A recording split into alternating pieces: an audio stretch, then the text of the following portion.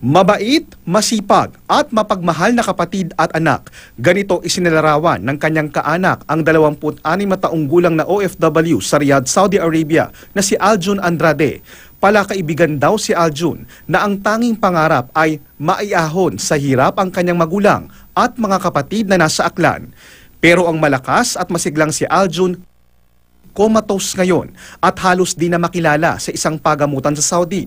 Kwento ng kapatid ni Aljun, may nagparating daw sa kanilang mga concerned Pinoy na nasa Saudi na binugbog daw ng ilang di pa nakikilalang lalaki si Aljun at posibleng pinalo pa raw ng matigas na bagay sa ulo.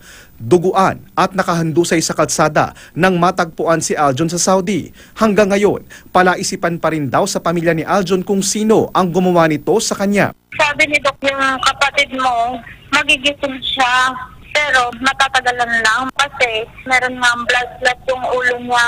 December 2017, na makipagsapalaran sa Saudi si Aljun bilang waiter. Kahit alamat na lang yung natitira sa kanya, kahit wala siyang pera, inuuna niya kami. Nananawagan po ako sa DSA, sa ka-embassy natin na sana naman po tulungan niyo yung kapatid ko doon. Sana po magbigyan siya ng justisya kung sino talaga yung gumawa sa kanya noon.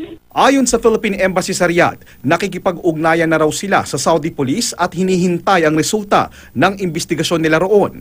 Nabisita na rin at kasalukuyang tinutulungan ng ating embahada sa Riyadh si Aljun. JP Soriano, GMA News.